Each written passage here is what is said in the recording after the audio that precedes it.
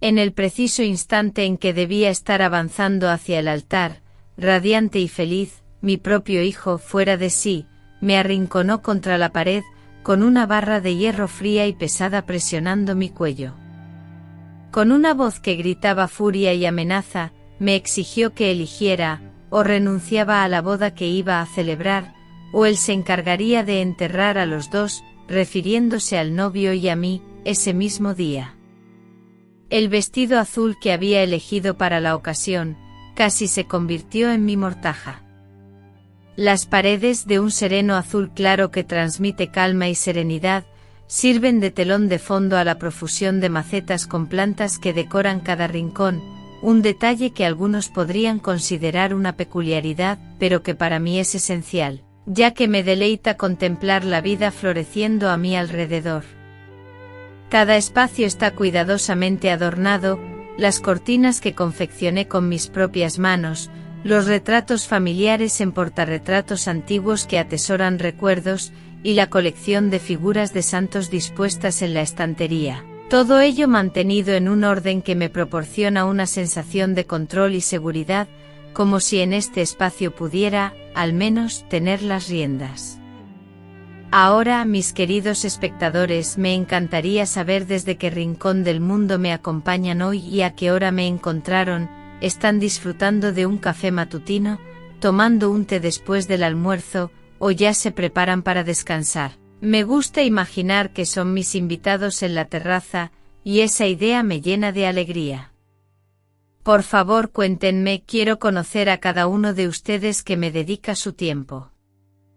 Hoy deseo compartir con ustedes una historia que he guardado celosamente durante años, una historia sobre decisiones cruciales, sobre la confianza depositada en las personas equivocadas y sobre cómo, a veces, la salvación llega de manera inesperada. Aunque me resulta difícil revivir estos recuerdos, espero que mi experiencia pueda ser de ayuda para alguien que esté pasando por algo similar. Todo comenzó cuando, siendo viuda y con un hijo pequeño a mi cargo, enfrenté el dolor de la pérdida. Años después, ya con canas plateadas, creí haber encontrado una segunda oportunidad en el amor. Nací aquí en Venturosa un día de mercado, como solía decir mi madre, Severina Josefina de las Gracias, una mujer fuerte de aquellas que comenzaban el día antes que el sol y se acostaban después de todos. Mi padre, Oriusbaldo Feitosa de las Gracias, era un hombre de pocas palabras, pero con abundantes gestos de cariño, quien se dedicaba a cultivar la milpa, un pedazo de tierra donde sembraba frijol, maíz y yuca. Cuando la lluvia era abundante, a veces lográbamos vender algo de nuestra cosecha en el mercado del pueblo, un pequeño ingreso que ayudaba a la economía familiar. Nuestra casa, humilde pero acogedora, se erigía al final de la calle de las Flores, construida con adobe y techada con barro, constaba de solo 2 habitaciones, una para mis padres y otra, más pequeña, donde dormíamos mis 4 hermanos y yo. Yo, la hija del medio, tenía 2 hermanas mayores, Marinete y Josefa, y 2 hermanos menores, Claudionor y Arlindo, a quienes extraño profundamente. Hoy de todos solo quedamos Arlindo y yo. Él reside en Garanuns y acostumbra visitarme en las celebraciones de fin de año. El suelo de la casa era de tierra, mantenido limpio y pulcro gracias a la escoba de paja que mi madre elaboraba y utilizaba diariamente. En la cocina, una rústica estufa de leña ardía constantemente, proporcionando calor y permitiendo preparar los alimentos, y un filtro de barro mantenía el agua fresca, incluso en los días más calurosos del desierto. El baño, una sencilla casita de madera, se encontraba en el patio, y mi madre, con admirable esfuerzo, debía acarrear el agua del pozo para su uso. Mi infancia, aunque modesta en recursos materiales, fue rica en afecto y enseñanzas. Cada día nos despertaba el canto del gallo, mi madre ya estaba en pie, preparando el café, acompañado de un tamal de maíz con leche cuando la situación lo permitía, o con manteca en tiempos más prósperos. Después del desayuno, Nosotras las niñas colaborábamos en las tareas domésticas, mientras que mis hermanos acompañaban a nuestro padre en las labores del campo. Yo disfrutaba enormemente cuando me encomendaban la tarea de buscar agua en el pozo, un recorrido largo que me brindaba la oportunidad de encontrarme con mis amigas Dianira, Marinés y Quiteria. Caminábamos juntas, llevando latas de agua sobre la cabeza, demostrando un equilibrio asombroso, y conversábamos sobre los niños de la escuela, las historias que la profesora nos contaba y soñábamos con el día en que conoceríamos Recife, la capital, un lugar que para nosotras era mágico. En la escuela compartíamos un mismo salón niños de diferentes edades. Nuestra profesora, doña Lindalba, era estricta pero justa, y recuerdo su enojo cuando llegábamos tarde debido a la distancia. El conocimiento no espera por nadie, solía decir. Fue mi maestra, ella, quien me introdujo al mundo de las letras y me animó a seguir aprendiendo, incluso cuando mi padre consideraba que la educación para una niña no era esencial. Los juegos de mi infancia eran sencillos: el trompo, las canicas, la rayuela, y el escondite en el patio, un lugar lleno de árboles frutales. Mi escondite favorito era un árbol de guayaba, trepaba a sus ramas y permanecía inmóvil, comiendo guayabas mientras los demás me buscaban.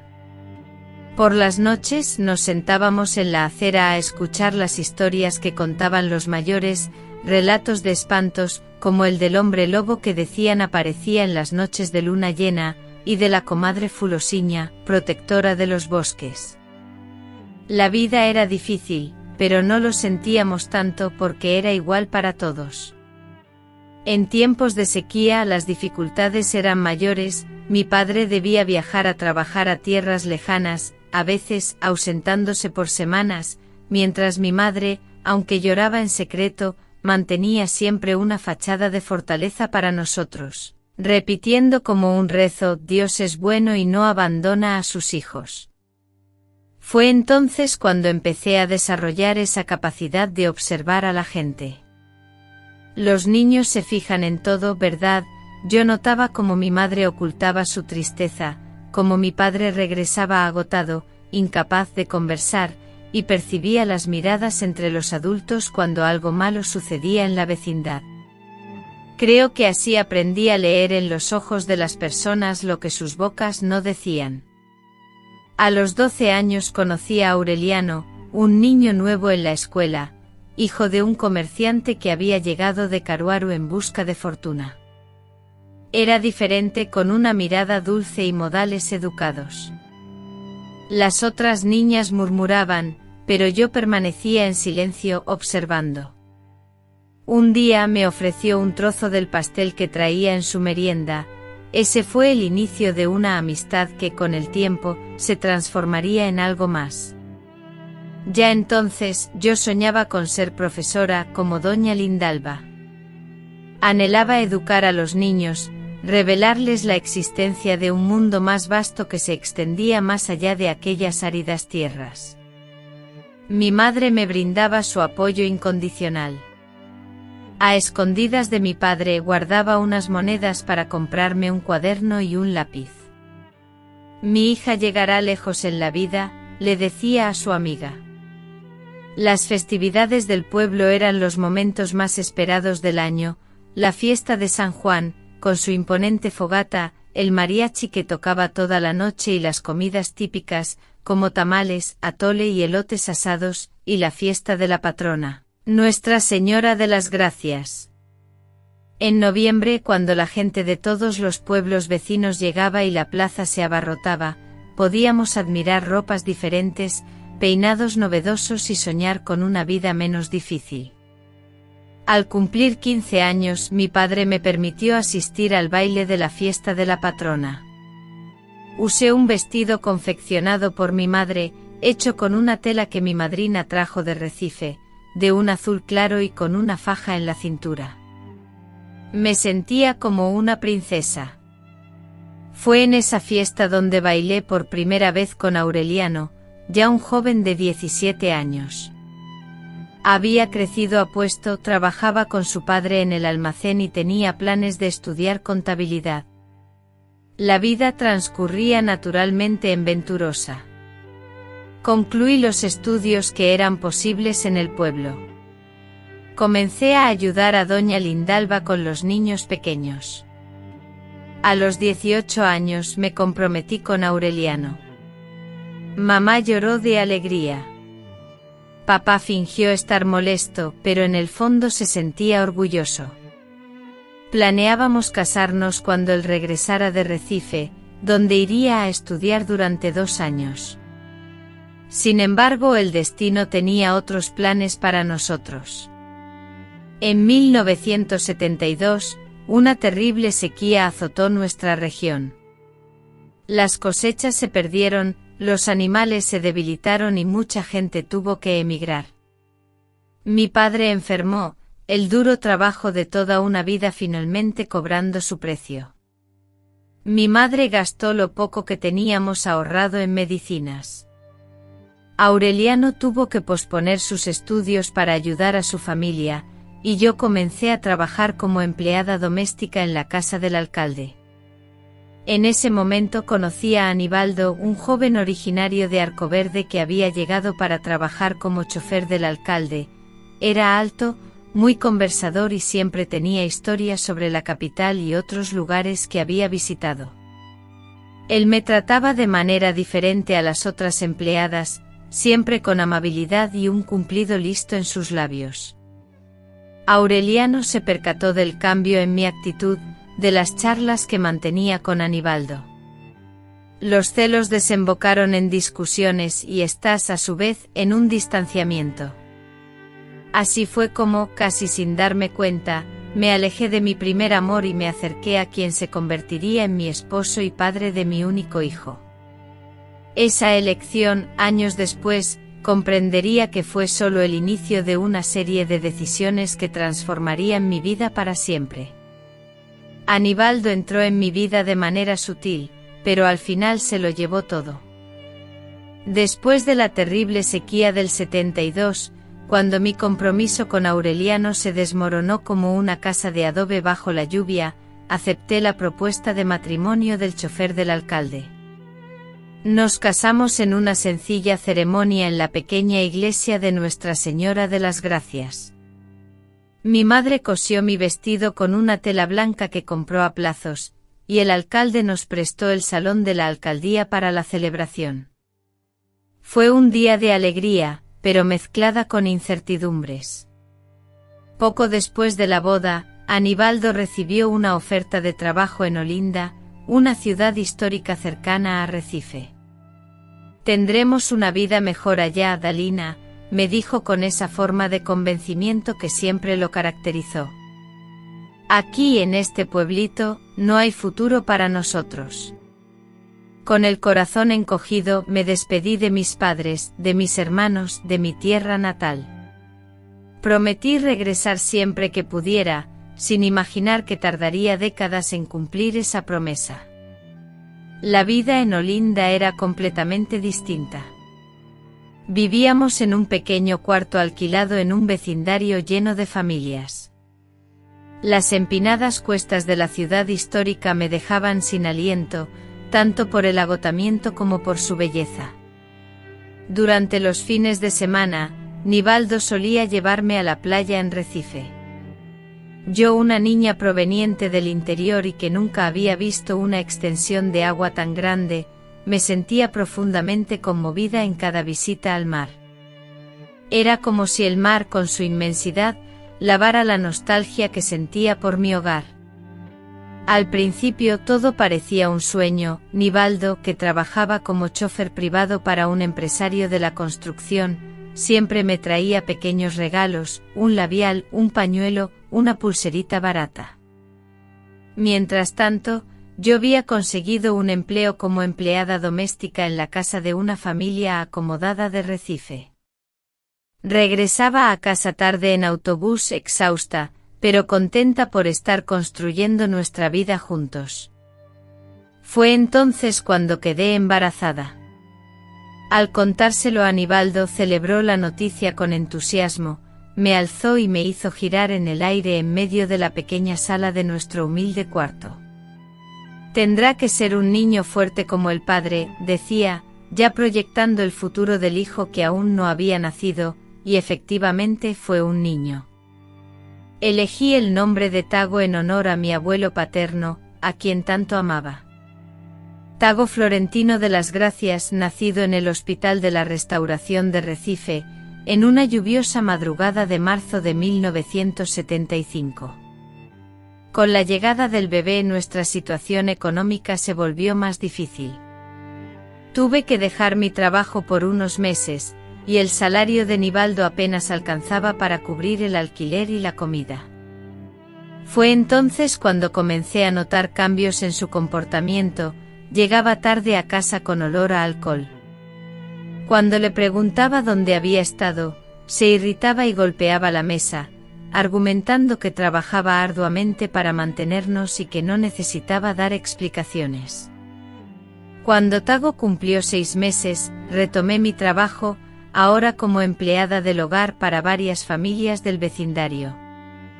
Dejaba a mi hijo con una vecina, doña Zuleide, una anciana que había perdido a sus hijos en la inundación de 1965 y que trataba a los niños del vecindario como si fueran sus nietos. Ella cobraba poco y cuidaba a los niños con mucho cariño, tranquilizándome al decirme, ve a trabajar tranquila, hija, que Taguito está en buenas manos. Fue en esa época cuando Nivaldo comenzó a ausentarse de casa por días. Él afirmaba realizar viajes por encargo de su empleador, transportando mercancías al interior del país. Regresaba con dinero en el bolsillo, pero su comportamiento se volvía cada vez más distante e irritable. Una noche me despertaron ruidos provenientes de la sala. Era él revisando los cajones donde yo guardaba el poco dinero que lograba ahorrar. Al preguntarle qué hacía, me empujó violentamente contra la pared, diciéndome con desprecio, «Cállate, mujer. El dinero es mío, yo mantengo esta casa». Ese fue el primero de muchos empujones que vendrían después. Lentamente el hombre encantador que me había conquistado en Venturosa se transformó en un extraño, con la mirada vacía y los puños pesados. Las disculpas siempre llegaban, era el cansancio, la bebida, o incluso culpándome a mí. Yo, joven, sola en una gran ciudad, con un hijo pequeño, creía que solo era una mala fase, que él cambiaría. Tago crecía hermoso e inteligente con el rostro de su padre, pero con una mirada observadora que me recordaba a mí. Desde pequeño percibí que entendía más de lo que un niño de su edad debería. Cuando tenía 4 años, después de una noche en que Nivaldo llegó alterado, encontré a mi hijo abrazado a la almohada, con los ojos desorbitados de miedo. «Todo está bien, hijo», mentí con el labio hinchado. Él me miró con aquellos ojos oscuros y profundos y dijo, «No lo está, mamá. Él te lastimó de nuevo». Para proteger a mi hijo comencé a enviar a Tago a la casa de doña Zuleide los días en que Nivaldo llegaba alterado, inventando excusas, que el padre estaba enfermo, cansado, que necesitaba silencio. Pero los niños perciben todo. A los 6 años, Tago ya se interponía entre su padre y yo cuando éste levantaba la voz, gritando, «Deja a mi madre en paz», aunque fuera pequeño, demostraba una valentía digna de un adulto. En 1983, cuando Tago tenía 8 años, ocurrió algo que cambió nuestras vidas para siempre. Nivaldo llegó a casa una tarde de domingo con un carro nuevo, un brillante Opala azul oscuro. «Ven a ver lo que tu marido consiguió, Idalina», gritó desde la calle. Bajé con Tago, llena de desconfianza. Durante los 8 años de nuestro matrimonio, nunca habíamos tenido la posibilidad de comprar siquiera una bicicleta, mucho menos un automóvil como ese. «¿De dónde salió este carro, Nivaldo?», le pregunté mientras Tago, nuestro hijo, corría emocionado alrededor del vehículo. Lo gané del patrón, mujer, con un ascenso. Ahora soy supervisor de entregas y voy a coordinar a otros choferes. La historia no me convencía del todo, pero había aprendido a no hacer demasiadas preguntas. Esa noche Nivaldo nos llevó a cenar a una taquería en el centro de Recife, la primera vez en años que comíamos fuera de casa. En las semanas siguientes, la vida pareció mejorar, Nivaldo traía más dinero, hablaba de comprar un departamento y de inscribir a Tago en una escuela privada. Llegaba a casa más temprano, era menos violento e incluso me regaló un juego de aretes y collar de oro en mi cumpleaños. Quise creer que finalmente las cosas estaban mejorando para nuestra familia. Un jueves, mientras tendía la ropa en el tendedero comunitario del vecindario, vi a 2 hombres vestidos con trajes entrando al edificio. Preguntaron por el Nivaldo del Opala azul. Mi corazón se heló, un instinto femenino que conocía el sufrimiento. Respondí que no estaba, que era mi esposo. ¿Qué desean con él?, pregunté. Ellos mostraron sus placas de policía. Señora, necesitamos hacerle algunas preguntas sobre las actividades de su marido. En aquella terrible conversación, descubrí que Nivaldo ya no era chofer de un empresario desde hacía casi un año. Estaba involucrado en el transporte de mercancía robada proveniente de Paraguay, y Dios sabe qué más. El Opala azul había sido comprado con dinero sucio. Lloré, negué, dije que era un error, pero en el fondo lo sabía. Todas las señales habían estado ahí, solo que no quise verlas. Esa noche Nivaldo no volvió a casa. Al día siguiente me enteré por las noticias en la radio, hubo una persecución policial en la BR 232, un carro volcó y el conductor murió en el acto. Era él. Murió como vivió en los últimos años, huyendo, escondiéndose, corriendo riesgos que finalmente le costaron la vida. A los 30 años me encontré viuda, con un hijo de 8 años a quien criar, sin recursos económicos, sin familia que pudiera brindarme apoyo cercano y cargando con la humillación de ser la esposa de un hombre que delinquía. Los vecinos murmuraban a mis espaldas, y algunas madres ya no permitían que sus hijos jugaran con Tago. Me vi obligada a sacar a mi pequeño de la escuela, pues los otros niños lo señalaban y lo llamaban hijo de ladrón. Esa noche, sentada al borde de la cama, donde Tago finalmente se había dormido tras horas de llanto por la pérdida de su padre, hice una promesa solemne. Te daré una vida digna, hijo. Vamos a empezar de nuevo, solo nosotros dos. No sabía cómo lo lograría, pero tenía la certeza absoluta de que haría lo que fuera necesario para proteger a mi hijo y limpiar nuestro nombre. A la mañana siguiente preparé 2 maletas con las pocas pertenencias que teníamos. Tomé el dinero que había estado guardando, escondido en el colchón, fruto de años de arduo trabajo que había mantenido oculto a Nivaldo. Era una suma modesta, pero suficiente para comprar pasajes y sobrevivir algunas semanas. Tomé la mano de Tago y nos dirigimos a la estación de autobuses. No podía regresar a mi pueblo natal, pues la vergüenza me impedía mostrarme como una fracasada. Elegí Caruaru, una ciudad lo suficientemente grande como para empezar de cero sin ser reconocidos, pero a la vez lo bastante cercana para sentirme, de alguna manera, en casa. ¿A dónde vamos, mamá?, preguntó Tago, aferrándose a mi falda mientras esperábamos el autobús. A nuestra nueva vida, hijo, solo nosotros dos contra el mundo. Él apretó mi mano con la fuerza y la determinación que ya revelaban al hombre protector en el que se convertiría. Yo te voy a cuidar, mamá, lo prometo. Lo que no imaginaba era que esa promesa inocente de un niño de 8 años se transformaría, años más tarde, en una protección tan feroz que casi nos destruiría a ambos.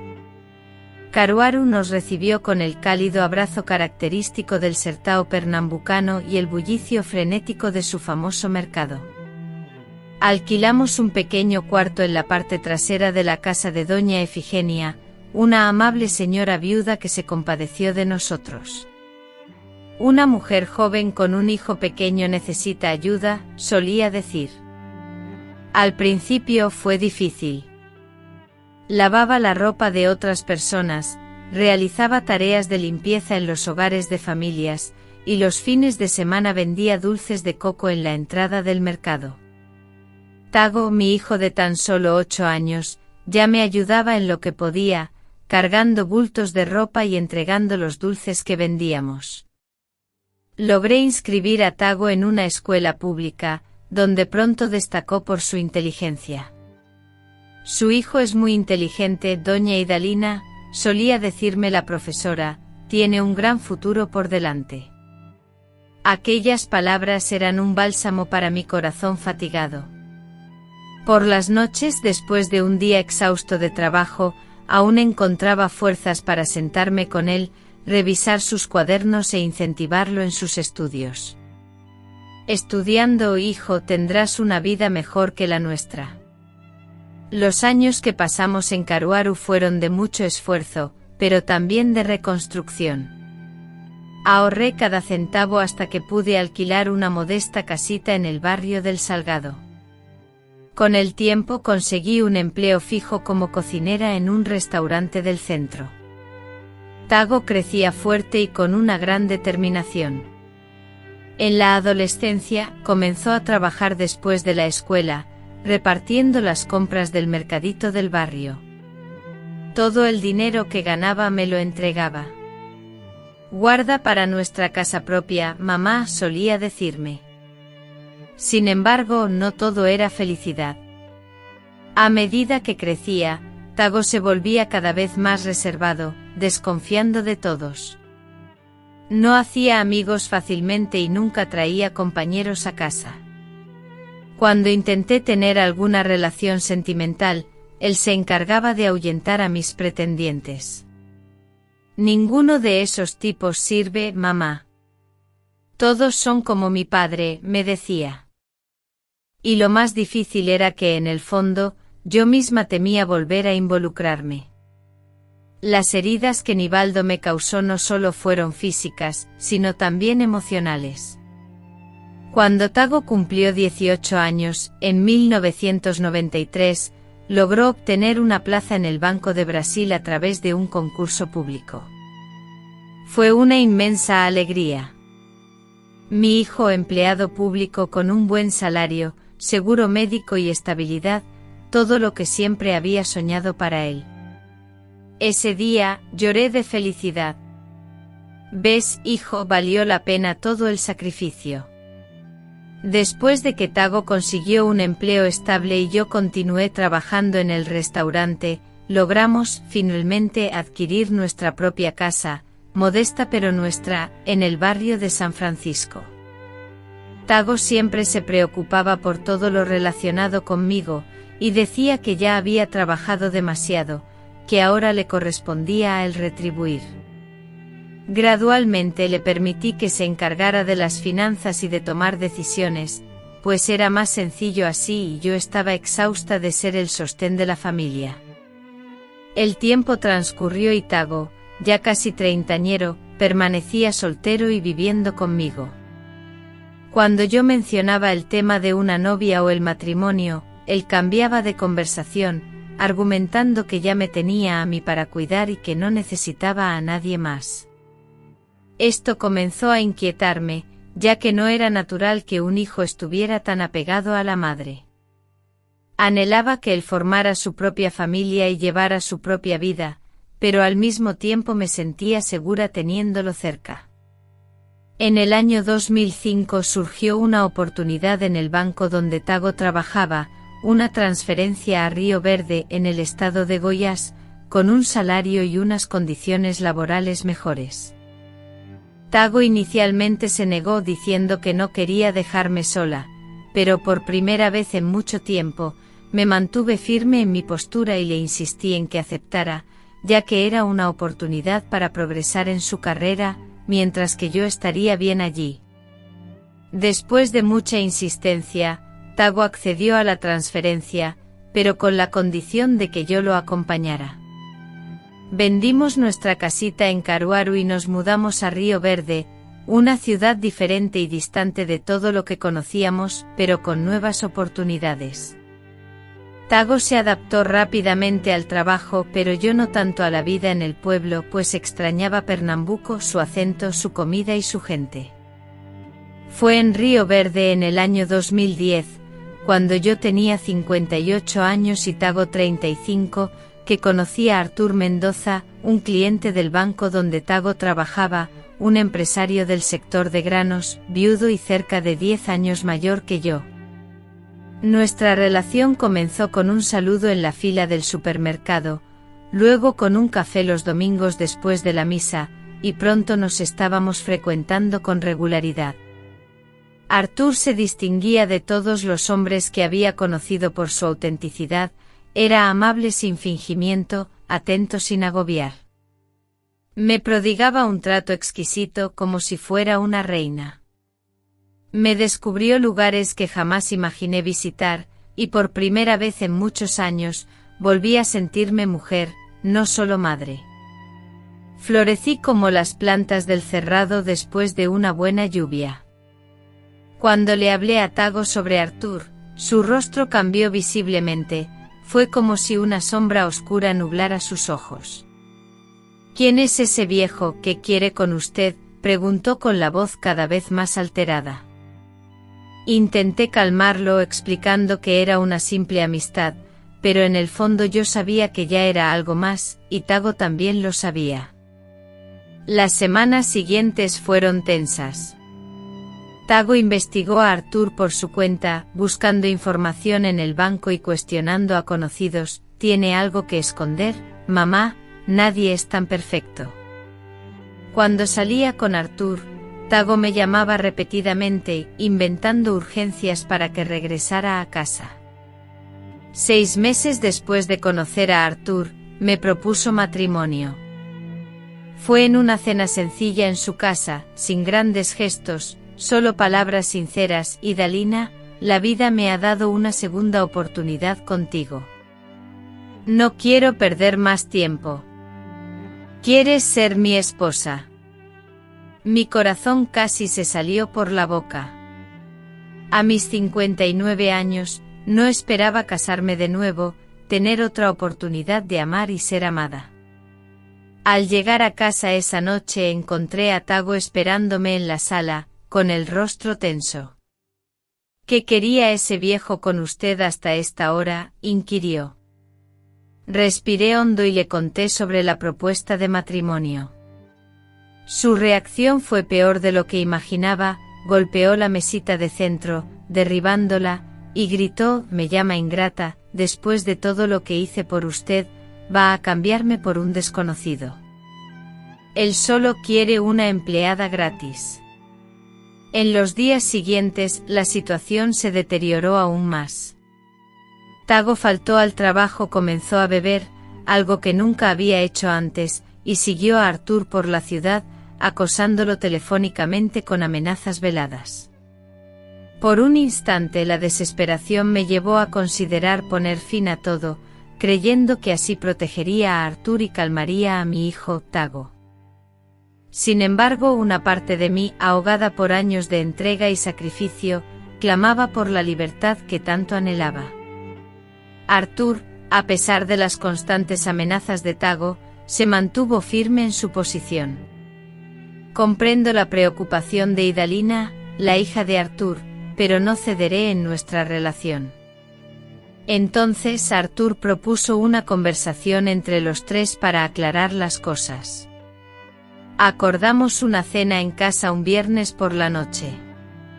Preparé el plato favorito de Tago procurando cada detalle, y puse la mesa con esmero.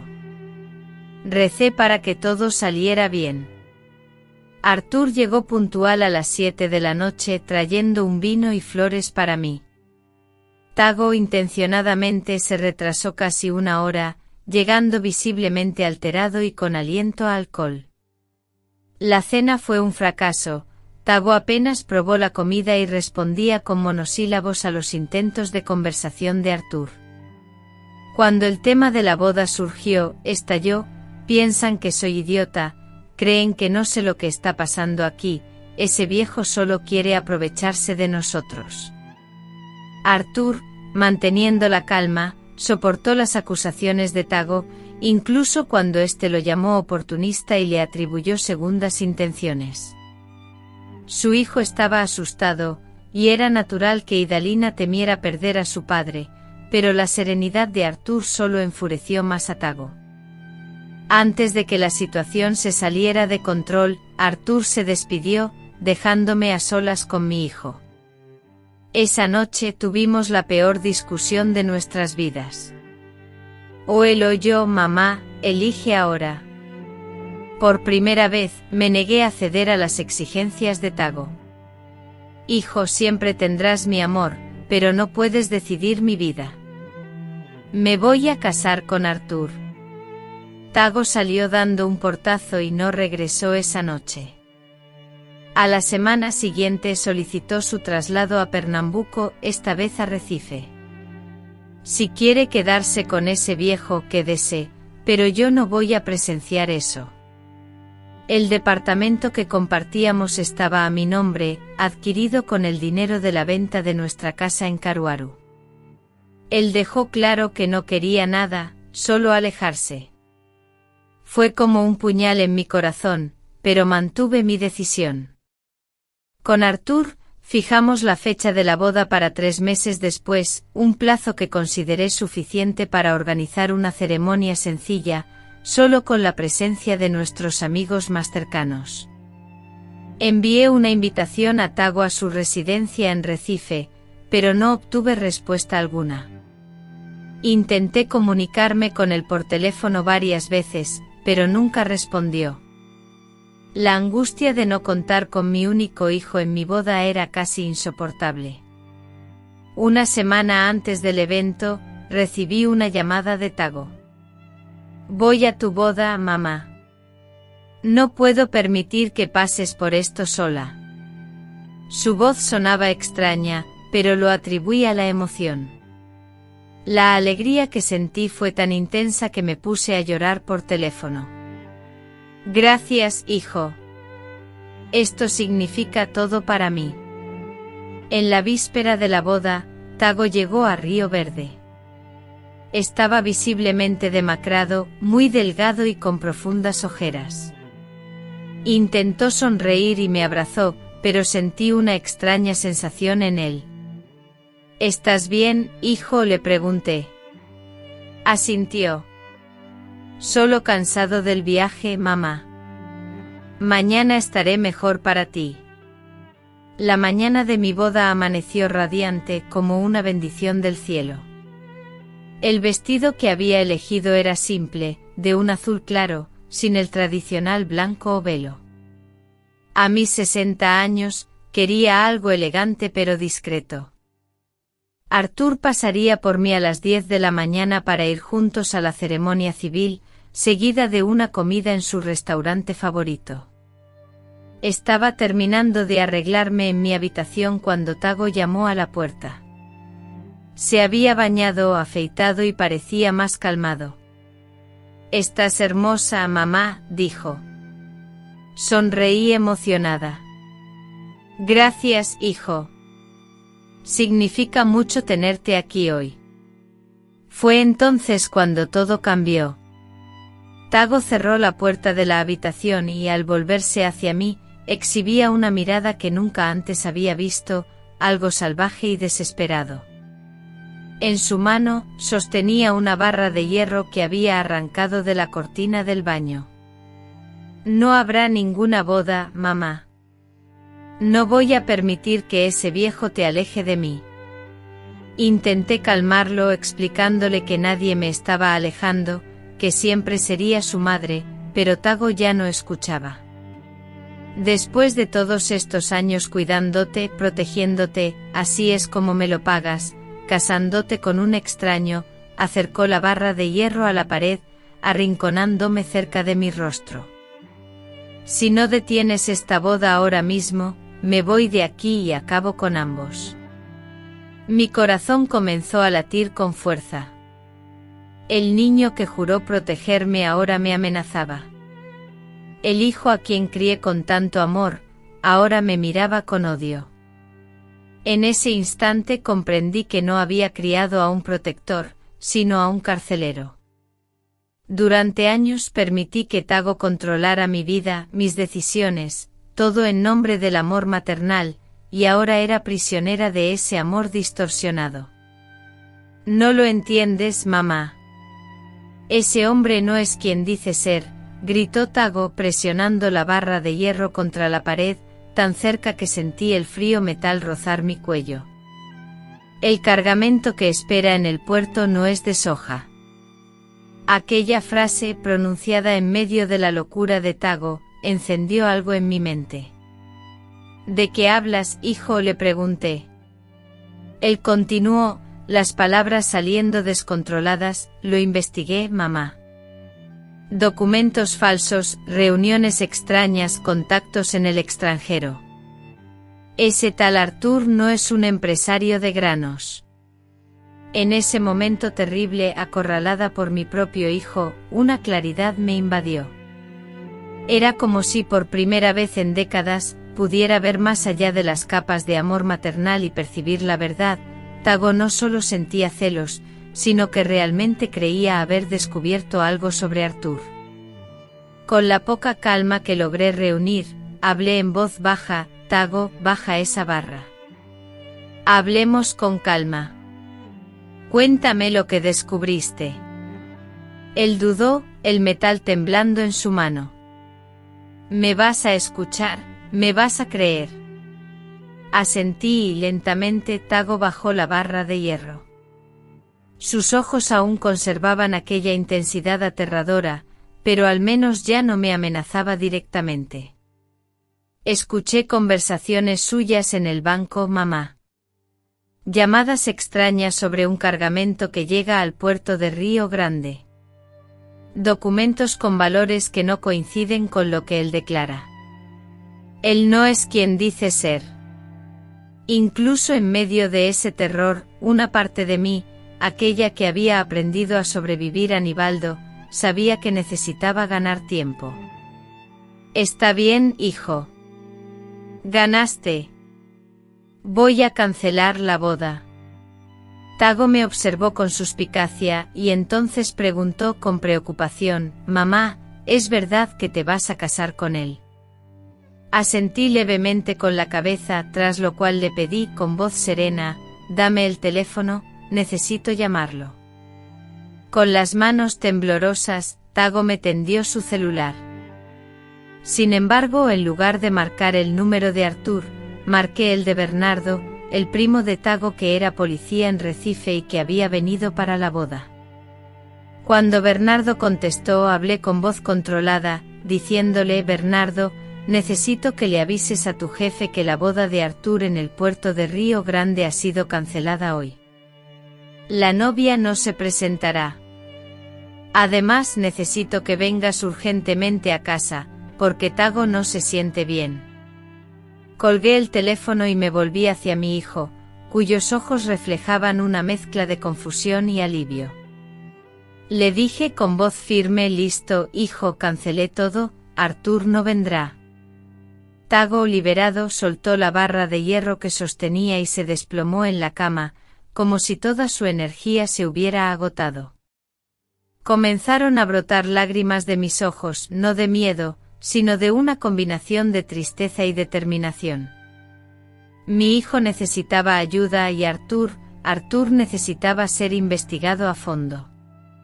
Bernardo llegó en 15 minutos, acompañado por otro policía.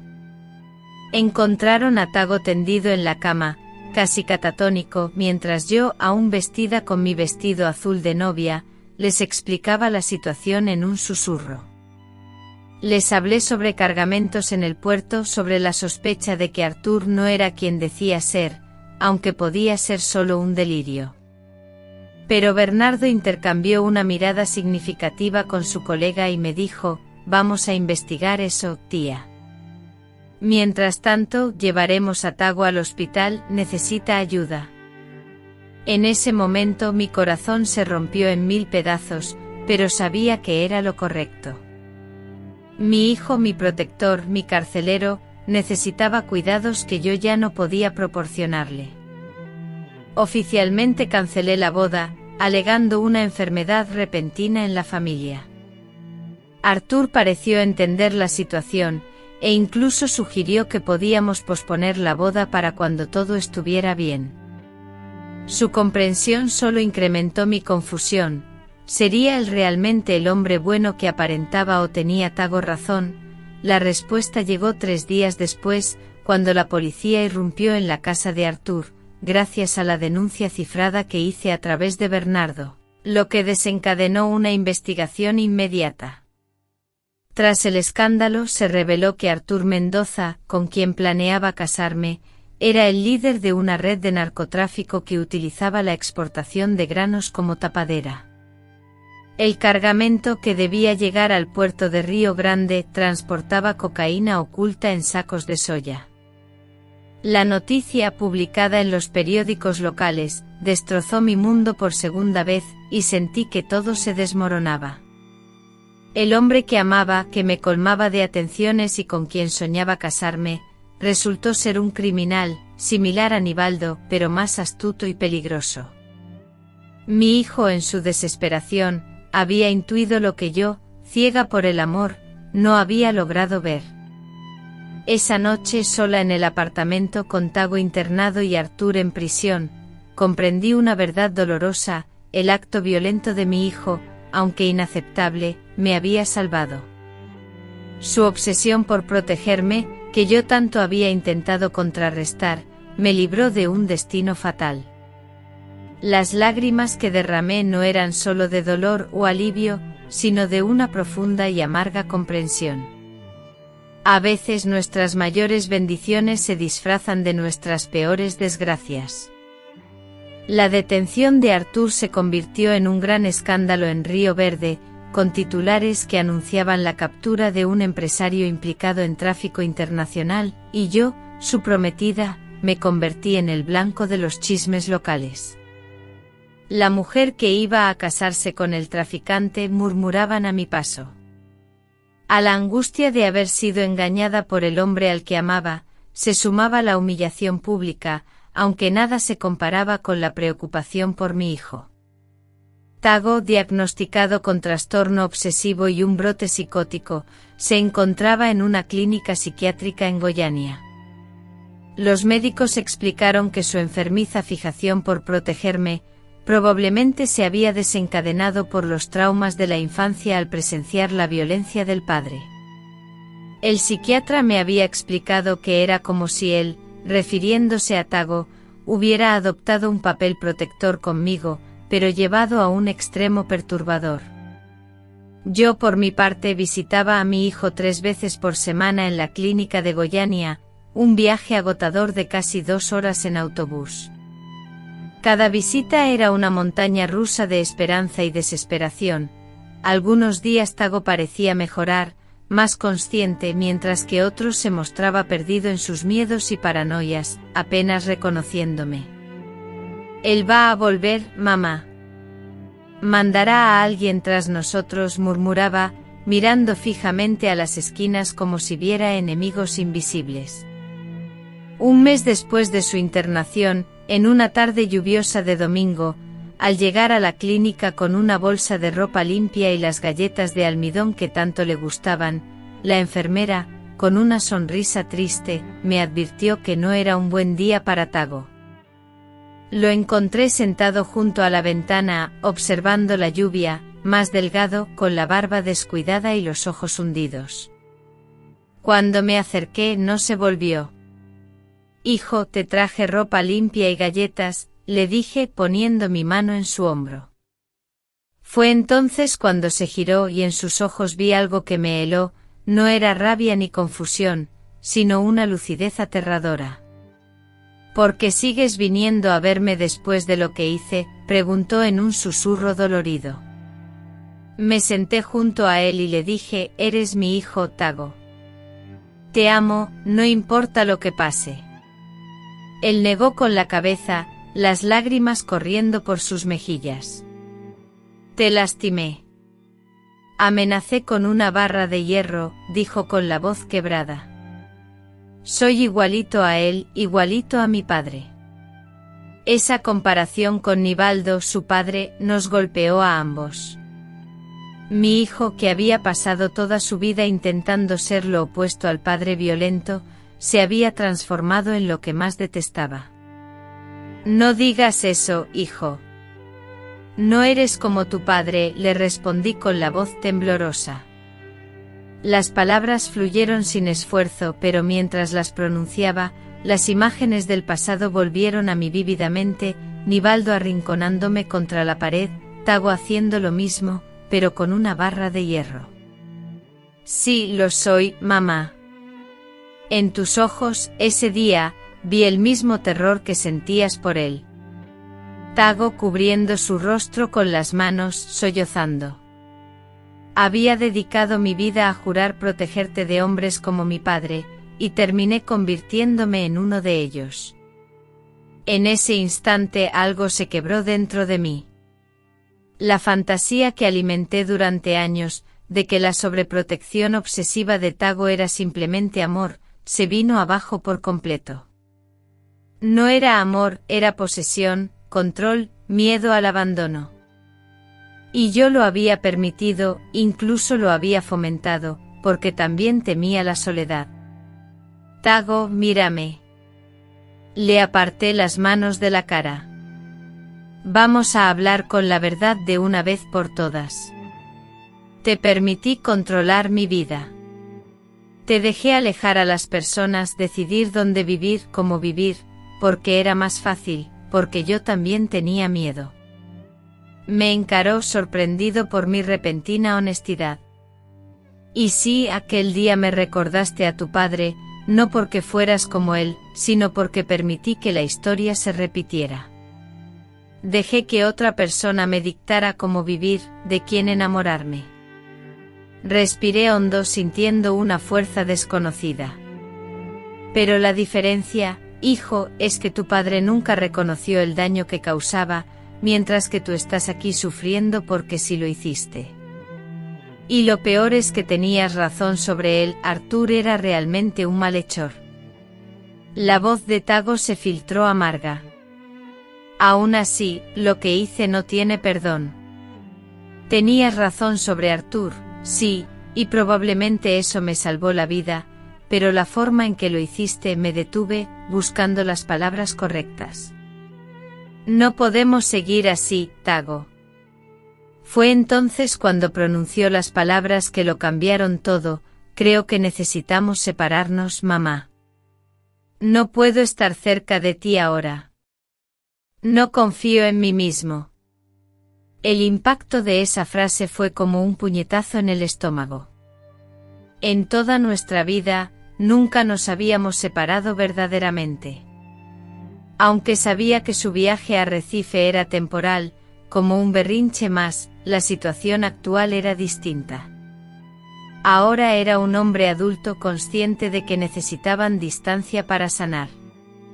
El médico le había confirmado que el tratamiento podía realizarse en otro lugar. Continuó explicando que existía una clínica en Campiña Grande, Paraíba, más cercana a sus orígenes y lo suficientemente alejada de ella y de toda la situación. Las lágrimas de ella rodaban sin control. Era lo que necesitabas, hijo. Lo que necesitamos los dos, mamá, respondió él. Nunca podrás ser verdaderamente libre conmigo cerca. Él tomó sus manos. Quiero que recuperes tu espíritu aventurero. Regresa a casa, cerca de los tuyos. La casa que compraron en Caruaru aún está alquilada, y él tenía un poco de dinero y ahorros en el banco. Ella se negó a aceptar su dinero, pero él insistió, diciéndole que se lo debía, que era una oportunidad para empezar de nuevo lejos de él y de su locura. Aquella noche sola en el departamento de Río Verde, tuvo un sueño vívido. Se encontraba en Venturosa, en la casa de su infancia. Su madre preparaba café en la cocina y su padre regresaba del cultivo. Volvía a ser niña, sin las cargas y las cicatrices de la vida. En el sueño escuchó a su madre repetir una frase que solía decir: todo tiene su tiempo bajo el cielo, hija. Tiempo de sembrar y tiempo de cosechar. Tiempo de llorar y tiempo de sonreír de nuevo. Despertó con el rostro empapado de lágrimas, pero con una claridad que no sentía desde hacía años. Tago tenía razón.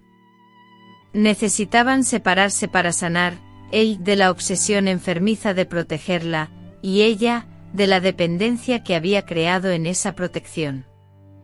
A la mañana siguiente llamó a su hermano Arlindo en Garuns. Después de tantos años distanciados, su voz sonó extraña pero acogedora. Le contó todo sobre Artur, sobre Tago y sobre su decisión de regresar a Pernambuco. Ven, hermana, ya es hora de que vuelvas a tu tierra. La semana siguiente estuvo llena de decisiones difíciles, pero necesarias. Conversó con el médico de Tago, quien estuvo de acuerdo con la transferencia a Campiña Grande. Será beneficioso para él estar más conectado con sus orígenes, pero manteniendo la distancia terapéutica que tú proporcionas. Resolví asuntos prácticos, vendí algunos muebles, rescindí el contrato de alquiler y organicé la documentación para transferir el tratamiento de Tago. La última visita a la clínica fue la más difícil. Tago estaba más consciente, había comenzado a responder favorablemente a la medicación. Nos sentamos en el jardín a la sombra de un árbol de mango, como habíamos hecho tantas veces en Caruaru. Mamá, antes de que te vayas, necesito decirte algo. Tago parecía nervioso, con las manos inquietas en su regazo. Aquel día con la barra de hierro, realmente creí que te estaba protegiendo. En mi mente te estaba salvando de otro Nivaldo. Lo sé, hijo. Tomé su mano. Siempre quisiste protegerme desde pequeño. Pero no era solo eso. Él evitó mi mirada. Era miedo también. Miedo a quedarme solo, a perderte por otra persona, como si fueras de mi propiedad. Su voz se quebró. Es enfermizo. No es humano, hijo. Todos tenemos nuestros miedos. La diferencia es cómo los afrontamos. Le apreté la mano. Estoy orgullosa de ti por reconocer eso. Cuando estaba allá en la habitación con la barra de hierro, algo estalló dentro de mí. Fue como si pudiera verme desde fuera actuando igual que mi padre. Me horroricé de mí mismo. Finalmente me miró con los ojos rojos. Podría haberte lastimado de verdad, pero no lo hiciste, hijo, y ahora estamos aquí, intentando arreglar las cosas. Lo más increíble es que realmente había descubierto cosas sobre Artur, documentos extraños en el banco, llamadas sospechosas. Intenté avisarte de manera normal al principio, pero no me creíste. Ahí fue cuando me desesperé. Ese detalle siempre me perturbó. Como siendo que me enorgullecía de entender a las personas, no vi las señales con Artur, tal vez porque, al igual que Tago, yo también estaba prisionero del pasado, solo que de otra forma, tan desesperada por tener un amor en la vejez, que ignoré las alertas. Hijo, creo que ambos necesitamos recuperar la confianza en nosotros mismos primero, y luego en los demás. Tomé una bocanada profunda de aire, sintiendo el aroma embriagador de las flores del jardín. Tú irás a Campiña Grande para recibir tratamiento. Yo empezaré de nuevo en Venturosa y cuando el momento sea propicio, nos reuniremos. ¿De verdad crees que algún día estaré bien, que podremos tener una relación normal? La esperanza que se filtraba en su voz casi me destrozó el corazón. Estoy segura, hijo, porque eres fuerte. Siempre lo has sido. Sonreí entre lágrimas, más fuerte incluso de lo que imaginas. Nos abrazamos prolongadamente como si intentáramos atesorar un poco del otro para los días solitarios que vendrían. Al separarnos, Tago tomó mi rostro entre sus manos, como solía hacerlo cuando era niño. Perdóname, mamá, por todo. Solo si tú también me perdonas, por no haberme dado cuenta antes, por haber permitido que llegáramos a esto. Estamos en paz. Entonces esbozó una leve sonrisa. La primera sonrisa genuina en meses. Cuando me disponía a marcharme, Tago agarró mi muñeca por un instante. Mamá, cuando llegues a Venturosa, planta un cerezo para mí, como el que teníamos en la casa de la abuela. Lo plantaré, hijo, y cuando vengas a visitarme, ya habrá cerezas maduras esperándote. Salí de la clínica sintiendo una mezcla de dolor y liberación. Era como si a los 60 años finalmente estuviera cortando el cordón umbilical, no solo para liberar a mi hijo, sino para liberarme a mí también. El camino por delante sería arduo para ambos, pero por primera vez en mucho tiempo sentí que estábamos en la dirección correcta. 3 días después, con 2 maletas repletas de lo que quedaba de una vida entera, abordé el autobús con destino a Pernambuco. Mientras el vehículo dejaba atrás Goiás, miré por la ventana, con las vastas extensiones del cerrado extendiéndose hasta el horizonte. Tantos giros da la vida. Salí de Venturosa siendo una niña. Pasé por Olinda, Recife, Caruaru, Río Verde y ahora, siendo una anciana, regresaba al lugar donde todo comenzó. En el transcurso del extenso viaje, aproveché el tiempo para reflexionar sobre todo lo que había sucedido, como una mujer que siempre se jactaba de su habilidad para comprender a los demás. No me había percatado de que estaba criando a un hijo emocionalmente dependiente. Como pude haber pasado por alto las señales que indicaban que Arthur no era quien aparentaba ser, quizás la respuesta residía en el hecho de que, en el fondo, yo también estaba atrapada en patrones de relación enfermizos, repitiendo con mi hijo y con Arthur los mismos errores que había cometido con Nivaldo. En la tercera noche de viaje, el autobús se detuvo en una terminal en el interior de Bahía. Descendí para estirar las piernas y comprar un café. Mientras hacía fila en la cafetería, una anciana, probablemente octogenaria, se acercó a mí y me preguntó: «Va de regreso a casa, ¿verdad?». Sonrió, velando las ausencias en su dentadura. Sorprendida por su directa pregunta, solo asentí. Se nota en sus ojos. Tienen un brillo diferente cuando volvemos al lugar del que nunca debimos habernos ido, añadió, apretando suavemente mi brazo. Todo va a salir bien, hija. Siempre podemos empezar de nuevo sin importar la edad. Aquellas palabras, dichas por una completa desconocida, fueron como un bálsamo para mi alma. Regresé al autobús con una sensación de paz que no experimentaba hacía mucho tiempo. Tal vez fuera cierto. Tal vez nunca fuera demasiado tarde para recomenzar. Finalmente, tras casi 4 días de viaje, llegué a Venturosa. Arlindo, mi hermano, me esperaba en la pequeña terminal. Convertido ahora en un hombre con el cabello canoso, abrió sus brazos para recibirme. Bienvenida de vuelta, hermana, me dijo. El abrazo de Arlindo desencadenó algo profundo en mí, un sollozo que emergió de mis entrañas, cargando décadas de dolor, miedo y arrepentimiento.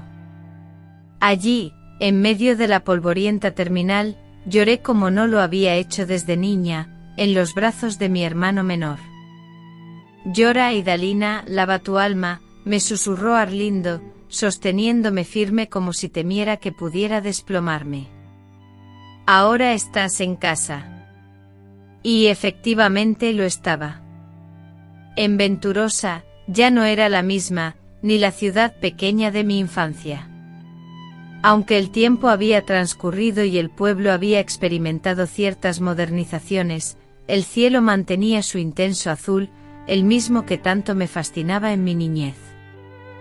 El aire aún se impregnaba del aroma inconfundible a tierra y hierba, característico de los parajes rurales. La gente seguía saludándose por su nombre al encontrarse en las calles, como si el tiempo se hubiese detenido. Sentí entonces como si una parte de mí, extraviada durante años, finalmente regresara a casa. Arlindo me condujo a su hogar, donde su esposa, Silda, me recibió con un cálido abrazo y una abundante comida, frijoles verdes, carne seca y yuca, los sabores que evocaban mi infancia. Quédate aquí todo el tiempo que necesites, cuñada, hasta que decidas qué quieres hacer, me dijo Arlindo, aunque yo ya tenía la respuesta. A la mañana siguiente le pedí que me llevara a buscar casas de alquiler en el centro del pueblo. Encontramos una pequeña pero bien ventilada, cerca de la plaza principal. El alquiler era asequible, compatible con mi pensión y los ingresos de la casa en Caruaru. ¿Estás segura de que no quieres quedarte con nosotros, hermana?, insistió Arlindo. Sí, hermano, necesito mi propio espacio ahora. Necesito aprender a vivir sola por primera vez en mi vida. En una semana ya estaba instalada en mi nueva casa. Los muebles eran pocos, una cama, un armario, una mesa con 4 sillas y un sencillo sofá. Pero cada pieza había sido elegida por mí y colocada donde yo quería. Ese pequeño espacio era el primero en mi vida que era verdaderamente mío, no compartido con mi padre, marido o hijo. Y tal como le prometí a Tago, lo primero que hice fue plantar un cerezo en el pequeño patio trasero. Mientras cavaba la tierra, sentí que plantaba no solo un árbol, sino también la esperanza de un futuro donde mi hijo y yo pudiéramos tener una relación sana, basada en el amor verdadero, y no en la dependencia y el control. Las primeras semanas en Venturosa fueron extrañas. A veces me despertaba desorientada buscando a Tago, y luego recordaba que él estaba a cientos de kilómetros de allí, en una clínica en Campiña Grande. Una vez a la semana, la llamada telefónica, breve pero llena de significado: el cerezo ya está floreciendo, hijo. Y tú estás creciendo en tu interior. Poco a poco me fui reincorporando a la vida en Venturosa, reencontrándome con gente que conocí en mi niñez. Algunas personas aún recordaban a la niña que se había marchado de Venturosa hacía tantos años. Un día me crucé con Marinés, mi amiga de la infancia, ahora una mujer viuda, como yo, con hijos viviendo en Brasil. Empezamos a vernos para tomar café, revivir viejas anécdotas y compartir las alegrías y las penas de la vida. Fue Marinés quien me invitó a la iglesia de Nuestra Señora de las Gracias, donde descubrí un grupo de mujeres que se reunían cada semana para hacer trabajos manuales y de caridad. No era experta en costura, pero ofrecí lo que mejor sabía hacer: cocinar. Comencé a preparar pasteles y galletas para los bazares benéficos y para las familias necesitadas de la región. El día de mi cumpleaños, cuando cumplí 61 años, 6 meses después de regresar a Venturosa, recibí una llamada inesperada. Era el médico de Tago. Doña Idalina, su hijo está teniendo una evolución sorprendente. Él quiere pedirle permiso para visitarla el fin de semana. ¿Está preparada para esto? Mi corazón se aceleró. ¿Puede venir, doctor, en términos clínicos? Creo que sí. Está estable, medicado adecuadamente y ha mostrado una notable comprensión de sus acciones pasadas, pero la decisión final es suya. Si cree que es demasiado pronto. No, doctor, ya es hora. Dígale que lo estoy esperando. Ese viernes organicé la casa como nunca antes. Cambié las sábanas de la cama, pues Tago se quedaría en mi habitación, y yo dormiría en el sofá. Preparé su comida favorita. Limpié el patio, donde el cerezo ya mostraba las primeras señales de floración. Estaba tan nerviosa como una adolescente antes de su primera cita. Cuando escuché los golpes en la puerta, necesité respirar profundamente varias veces antes de abrir. Allí estaba mi hijo más delgado con algunas canas nuevas, pero con una mirada diferente, más serena, más centrada. Mamá, escuché la voz de mi hijo baja y casi inaudible. Hijo mío, respondí, y abrí mis brazos. Tago corrió hacia mí, ya no el hombre posesivo y distante que conocía, sino el niño vulnerable que acunaba en mi regazo tras una pesadilla. Ese fin de semana marcó un antes y un después en nuestra relación. Conversamos largamente, compartiendo lágrimas y pidiendo perdón por el dolor causado. Tago me habló sobre su tratamiento, de cómo estaba aprendiendo a reconocer sus detonantes emocionales y a manejar su miedo al abandono. El médico le había advertido que la curación total tal vez fuera inalcanzable, que era un proceso continuo, pero mi hijo me aseguraba que estaba aprendiendo a controlarse, a no dejar que sus miedos dominaran su vida, nuestra vida.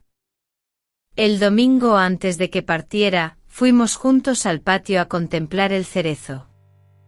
Está creciendo fuerte, comentó Tago, acariciando con delicadeza una de las hojas nuevas. Como tu hijo, le respondí, entrelazando nuestras manos, sintiendo el impulso vital de ambos. Cuando el autobús se alejó, llevándose a Tago de regreso a Campiña Grande, no sentí la desesperación que temía. Sí hubo tristeza, pero también una renovada esperanza. Ambos estábamos finalmente en el camino correcto. En ese instante, al ver a mi hijo partir, no como una separación desesperada sino como un paso necesario en nuestro camino hacia la sanación, supe que habíamos cerrado un capítulo. La barrera de acero que una vez nos separó, se había transformado en algo nuevo, ya no una amenaza, sino una herramienta para construir un futuro distinto. Y así, con el dolor metamorfoseado en esperanza, continué mi proceso de reconstrucción en Venturosa, esperando el día en que mi hijo y yo pudiéramos estar realmente juntos, no como carcelero y prisionera, sino como dos personas libres que se eligen por amor. Los meses que siguieron a la primera visita de Tago fueron de descubrimientos y reconstrucción. Mi hijo continuaba su tratamiento en Campiña Grande con visitas mensuales a Venturosa, y cada encuentro era mejor que el anterior. Con el tiempo percibíamos que nuestra relación se volvía más sana y equilibrada. Sin embargo, el momento crucial llegó casi un año después de mi regreso tras mi aventura.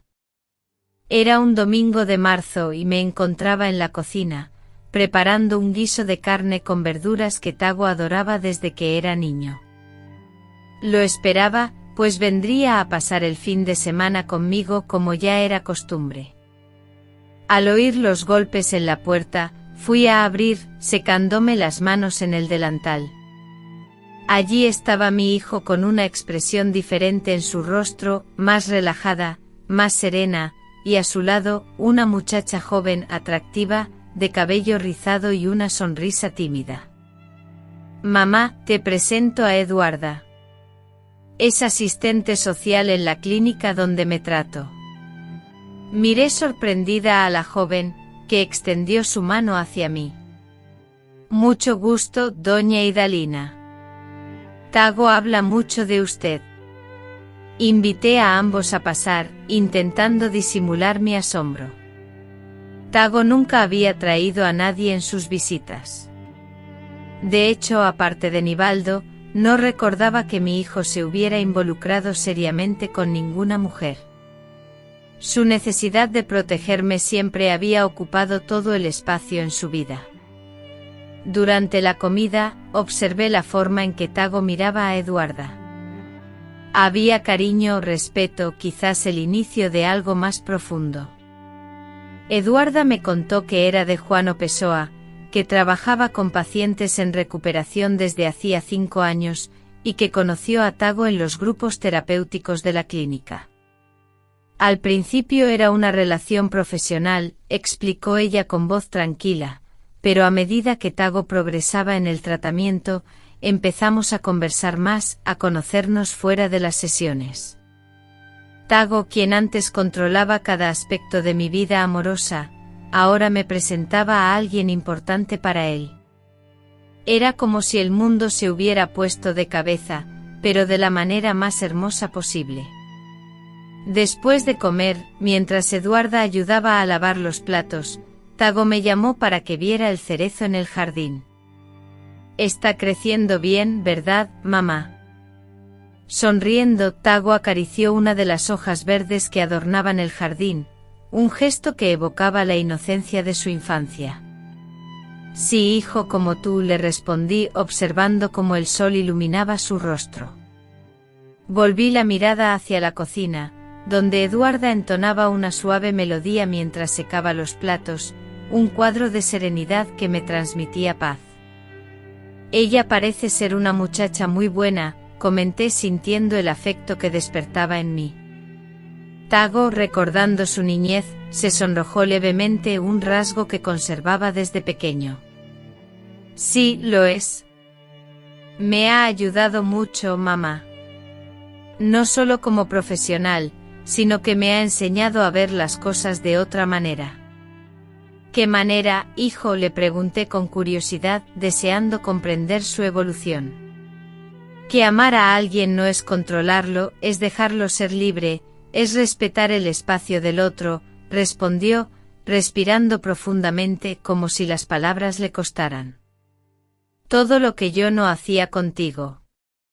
Esas palabras resonaron en lo más profundo de mi ser. Ver a mi hijo, que en el pasado me había amenazado con una barra de hierro para evitar mi boda, ahora comprendiendo el verdadero significado del amor, era como presenciar un milagro. Mamá, hay una cosa más que quiero contarte, dijo Tago pareciendo nervioso. Fui aprobado en un concurso para el Banco de México aquí en Puebla. Me transferirán después de que termine el tratamiento intensivo. Puebla. Eso es maravilloso, hijo. Queda tan cerca de Venturosa, exclamé sintiendo la alegría que me embargaba. Exacto.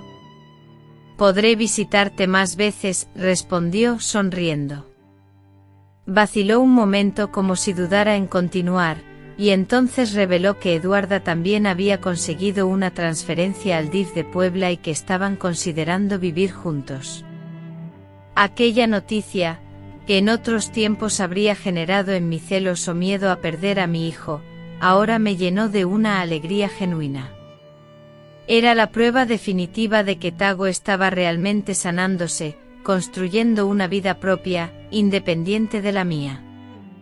Estoy muy feliz por ti, hijo, de verdad, le dije sintiendo la sinceridad de mis palabras. ¿No te molesta que viva con otra mujer lejos de aquí? Sacudí la cabeza, sonriendo con ternura. Hijo, todo lo que siempre quise fue verte feliz y ahora, por primera vez, te estoy viendo realmente feliz, no solo preocupado por mí. Esa noche, después de que Tago y Eduarda se marcharon, me senté en mi mecedora en la terraza, contemplando el cielo estrellado. Sentí una paz que no experimentaba desde hacía muchos años. Mi hijo estaba encontrando su camino, y yo finalmente estaba encontrando el mío. 2 semanas después, recibí una visita inesperada. Era Bernardo, el primo de Tago, un policía que había participado en el operativo que culminó con la detención de Artur.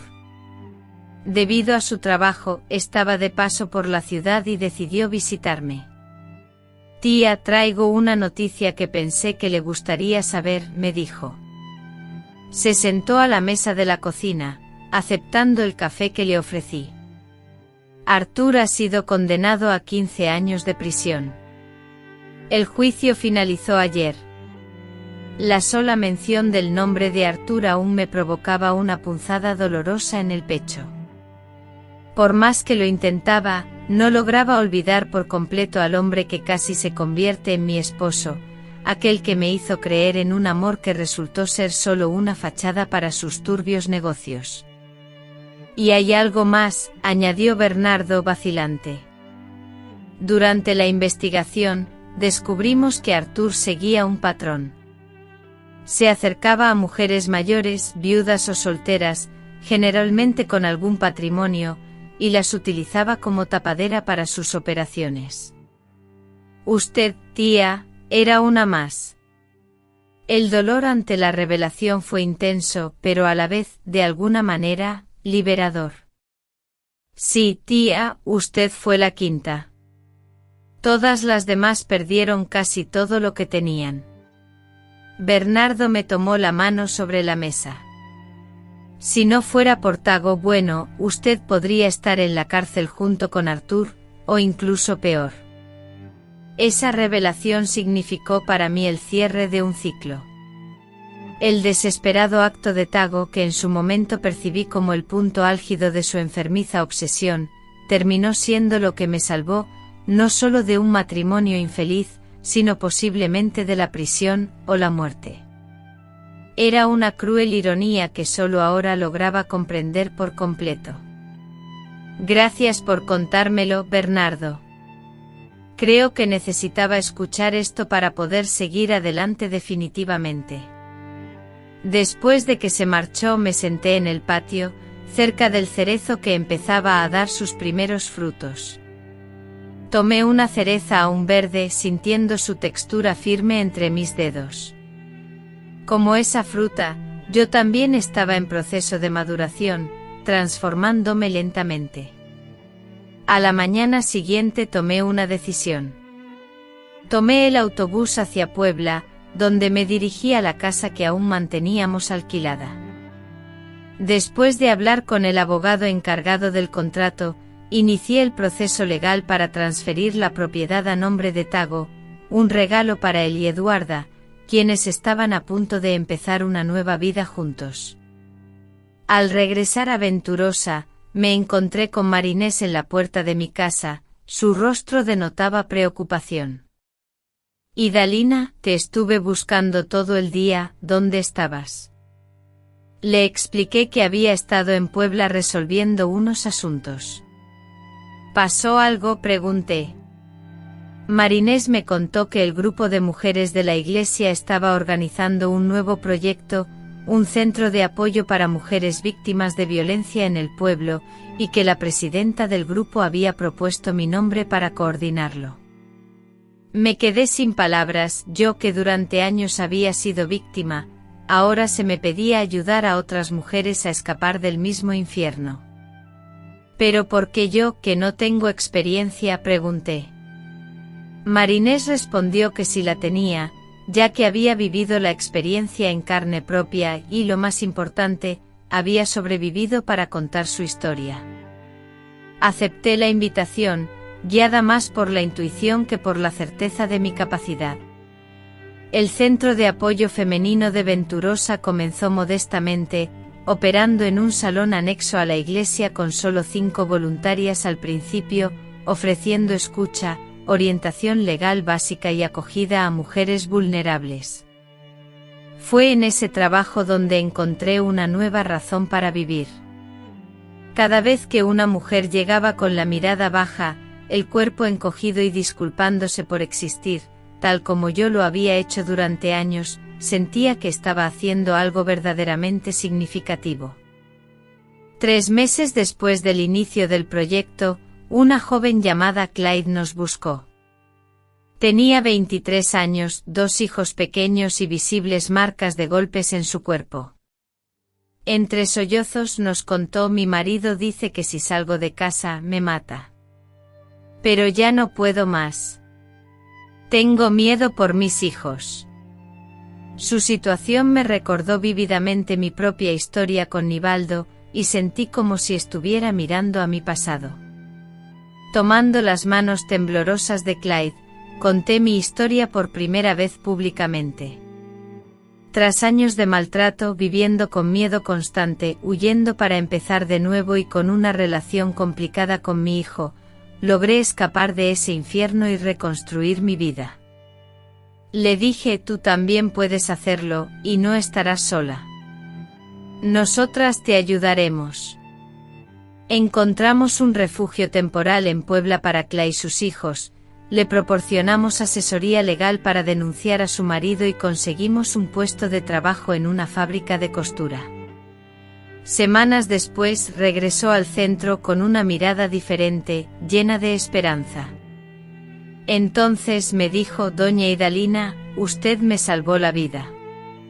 En ese momento comprendí que mi historia de sufrimiento tenía un propósito mayor: cada cicatriz, cada noche de insomnio, cada lágrima, ahora servían como guía para otras mujeres perdidas en la violencia.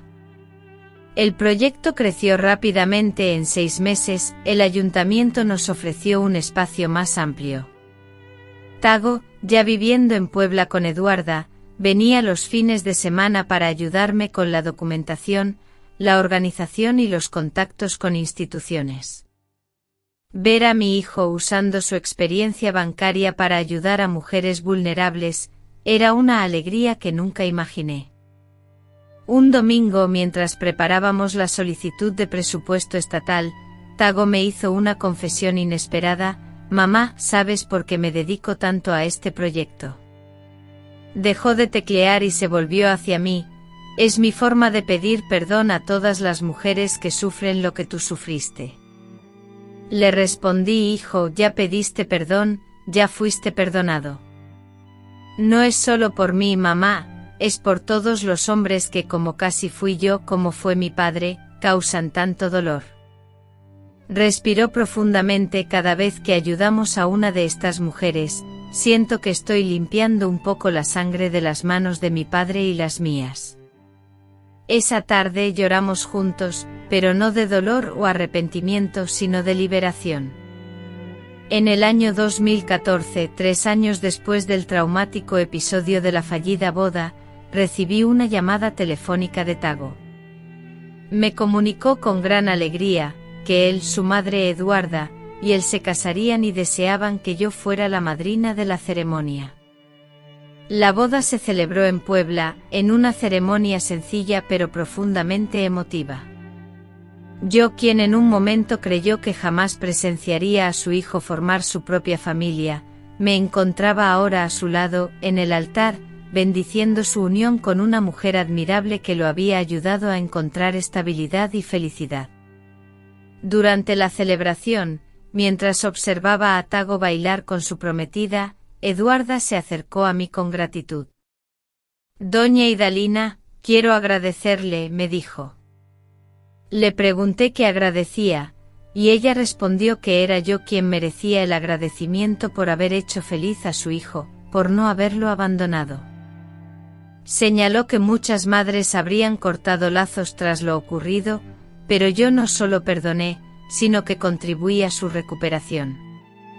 Con una sonrisa y los ojos llenos de emoción, Eduarda me relató cómo Tago le había contado todo sobre el incidente de la barra de hierro, sobre Artur y sobre sus años de comportamiento obsesivo.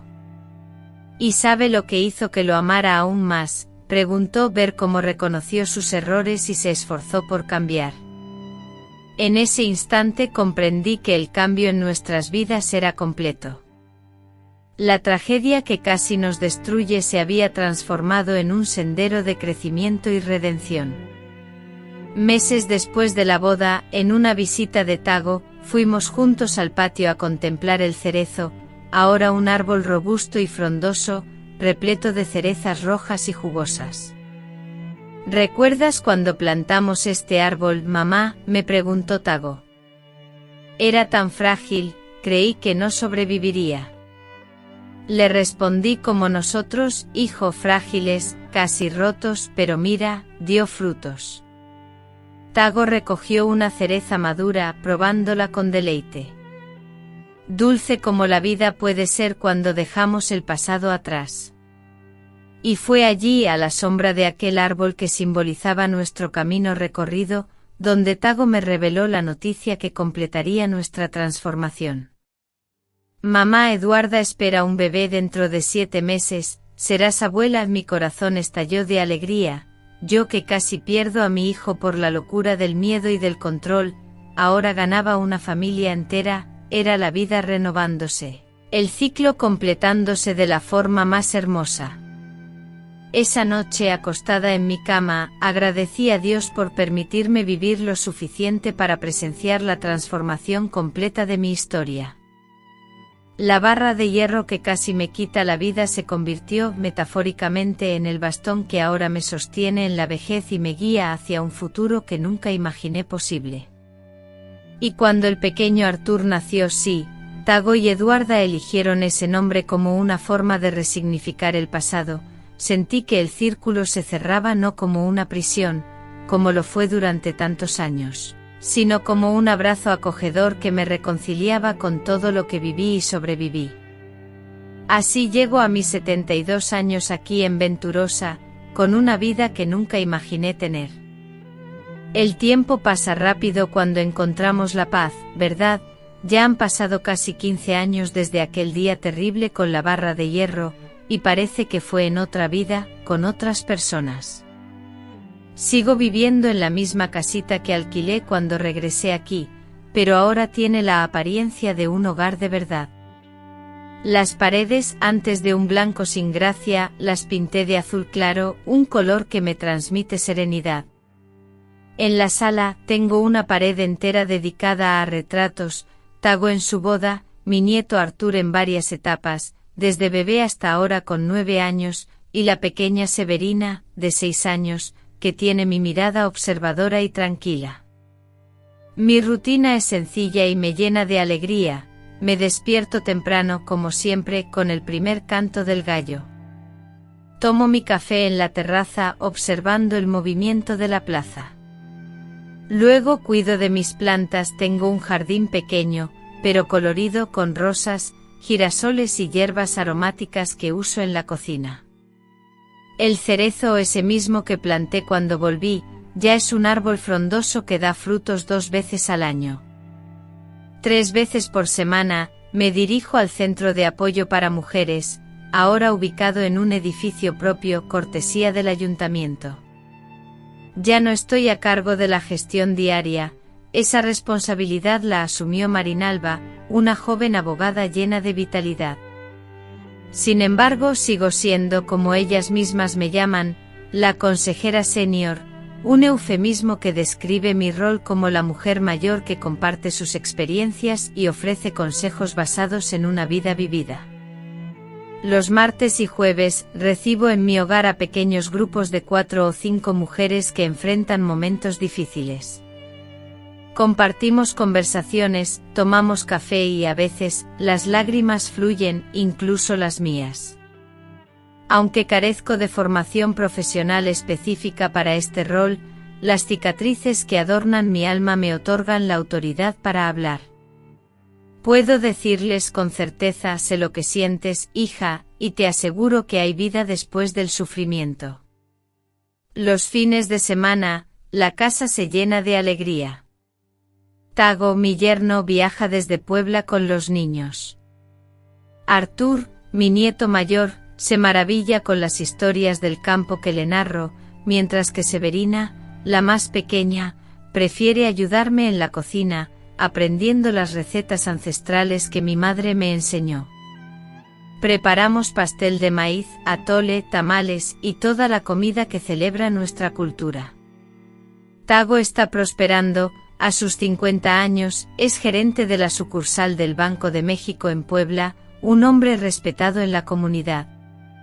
Continúa asistiendo a terapia 1 vez al mes, más como una medida preventiva que por necesidad, como él mismo explica, es como una revisión al carro, mamá, mejor prevenir que lamentar. Eduarda, mi hija, sigue trabajando en el DIF, ahora como coordinadora, brindando apoyo a familias vulnerables. Ambos, Tago y Eduarda, forman una sociedad admirable, tanto en su matrimonio como en su labor social conjunta. La relación de Tago con los niños me conmueve profundamente. Es un padre presente, afectuoso y respetuoso de la individualidad de sus hijos, tan diferente al padre que él tuvo y a la persona en la que podría haberse convertido si no hubiera enfrentado sus propios fantasmas.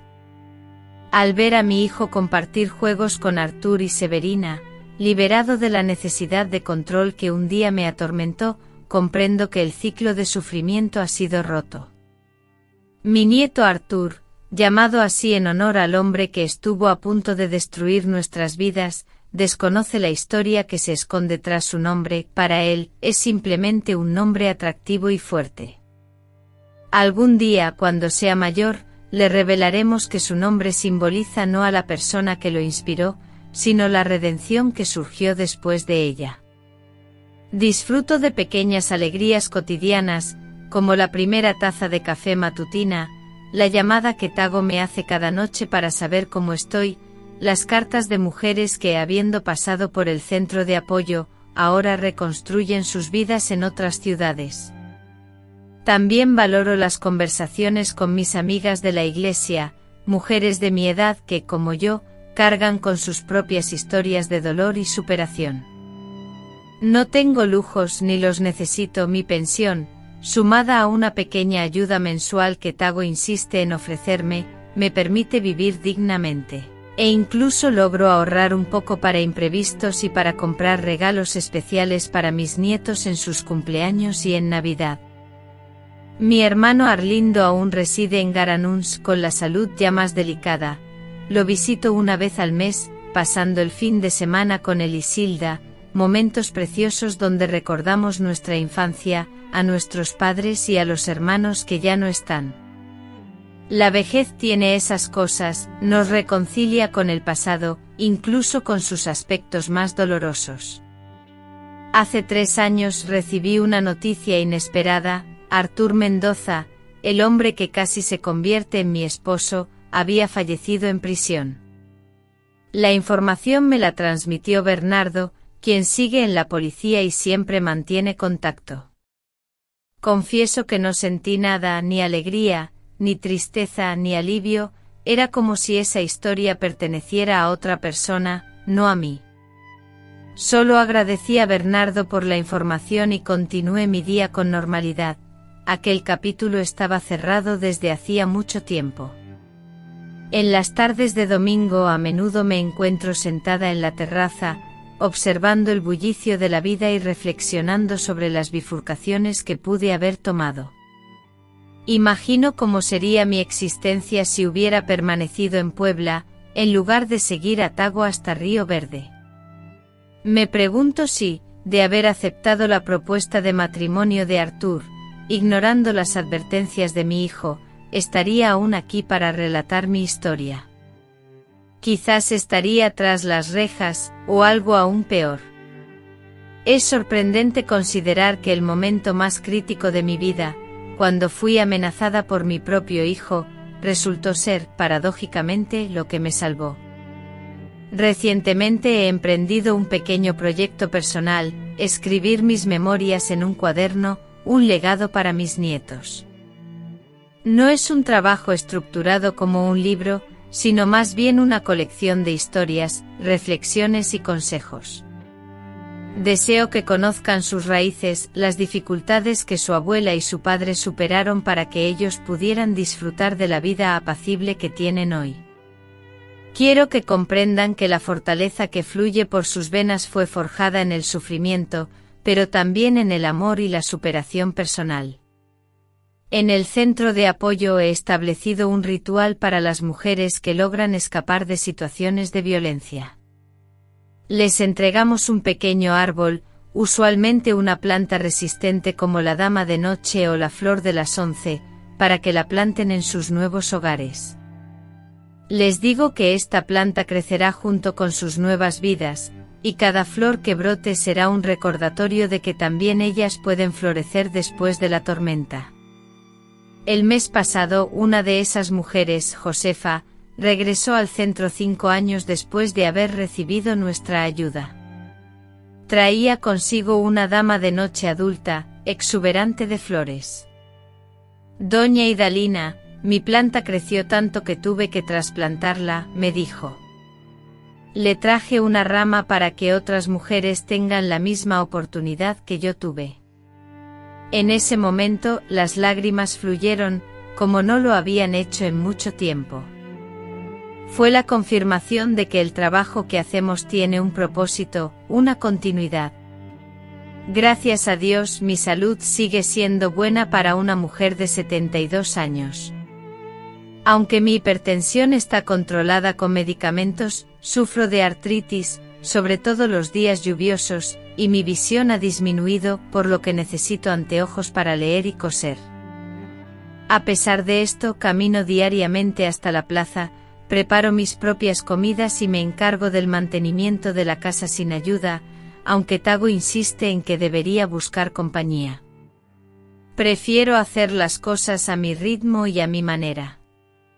Reconozco que las noches son solitarias, especialmente cuando todas las tareas están hechas y el silencio se instala, momento en que la memoria a veces revive los recuerdos dolorosos. Vuelvo a sentir las manos violentas de Nivaldo, el miedo al ver a Tago con la barra de hierro y la falsa sonrisa de Artur, que ocultaba tantas mentiras.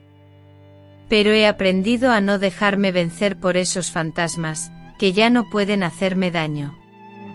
Mi ritual para esos momentos es preparar un té de hierbabuena de mi jardín, sentarme en la mecedora y abrir mi álbum de fotos. Al contemplar las imágenes de mis nietos, de la boda de Tago y Eduarda, y de las mujeres que ayudamos en el centro, las sombras se desvanecen, dando paso a la gratitud por seguir viva, por haber sobrevivido y por haber convertido tanto dolor en algo valioso y hermoso. Después de Artur, no volví a involucrarme románticamente con nadie, no por miedo, sino porque comprendí que estoy bien conmigo misma. Mi corazón está lleno del amor de mis hijos, nietos, amistades y trabajo. Si en algún momento aparece alguien, será bienvenido, pero ya no es una necesidad. La vida me enseñó que somos más fuertes de lo que creemos, que podemos superar lo que parece insoportable, que la salvación puede llegar de donde menos esperamos y que es posible transformar las peores experiencias en sabiduría y compasión. Al mirar atrás a aquella niña llena de sueños, a la joven que sufrió un matrimonio marcado por el abuso, a la madre que sacó adelante a su hijo sola, a la mujer madura que estuvo a punto de caer en las garras de otro hombre peligroso, a la señora que regresó a sus orígenes para sanar sus heridas, contemplo una trayectoria continua de aprendizaje y crecimiento, y siento orgullo por este camino, con todas sus cicatrices. Hoy, sentada en mi terraza venturosa mientras el sol poniente tiñe el cielo de tonos naranjas y rosas, puedo afirmar que finalmente encontré la paz. No es una paz perfecta o constante porque la vida real no funciona así, es una paz que convive con el dolor de los recuerdos, con las preocupaciones del día a día y con la conciencia de la propia mortalidad, pero es genuina. Es mía y fue obtenida a base de esfuerzo y lucha. Y cuando mis nietos me pregunten cómo logré llegar hasta aquí, responderé con una simple frase que se convirtió en mi lema de vida: no elegimos todas las tormentas que enfrentamos, pero sí podemos elegir cómo saldremos de ellas, ahogados o nadando hasta la playa. Yo elegí nadar y aquí estoy, en la playa de mi vejez, mirando hacia el horizonte con la certeza de que, a pesar de todo, valió la pena. Mis queridos, llegué hasta aquí después de una ardua batalla. La historia que les he contado no es solo mía, sino también la de tantas mujeres que se encuentran atrapadas en relaciones que les causan sufrimiento en el alma. Aprendí que la edad no define nuestra fortaleza. A los 60 años, Cuando muchos creen que la vida está llegando a su fin, descubrí que la mía apenas comenzaba. Mis arrugas son mapas de supervivencia, cada una de ellas narrando una historia de dolor superado. La vida me enseñó que incluso en la oscuridad más profunda, nuestra luz interior nunca se apaga. Incluso en mis días más oscuros, cuando Nivaldo me agredía, cuando mi propio hijo me amenazó con aquella barra de hierro, una chispa de esperanza se negaba a extinguirse. Descubrí que somos más fuertes de lo que imaginamos, especialmente cuando creemos que ya no podemos más. La vida del ser humano, similar a la del desierto, puede parecer marchitarse en la adversidad, pero una pequeña esperanza puede ser suficiente para revivir. Mi relato no se centra en el sufrimiento que padecí, sino en la elección que hice para enfrentarlo. Tago y yo podríamos habernos convertido en personas llenas de resentimiento, repitiendo el ciclo de la violencia. Sin embargo, optamos por la curación, el perdón y la transformación. El abuso deja heridas invisibles, pero es posible florecer incluso después de las peores tormentas, tal como mi cerezo, que empezó frágil y ahora proporciona sombra y frutos. Si estás sufriendo abuso, busca ayuda. El primer paso es el más difícil, pero es crucial. Recuerda que no estás solo o sola, y tu historia aún tiene muchos capítulos por escribir, siendo tú el autor o autora principal. Les invito a suscribirse al canal y activar la campanita, porque cada historia compartida aquí puede ser la luz que alguien necesita para encontrar el camino hacia la sanación. Si este relato te conmovió, escribe "recomienzo" en los comentarios, una palabra poderosa que resume lo que he aprendido en mis 72 años. Siempre podemos empezar de nuevo, sin importar el pasado. Hazlo ahora. Tu mensaje puede ser el apoyo que alguien necesita en este instante. Desde mi terraza aventurosa, observando mi cerezo, testigo de mi liberación, les envío un abrazo de abuela, deseando que encuentren fortaleza en los momentos difíciles y paz en sus corazones, incluso en las tormentas de la vida. Yeah.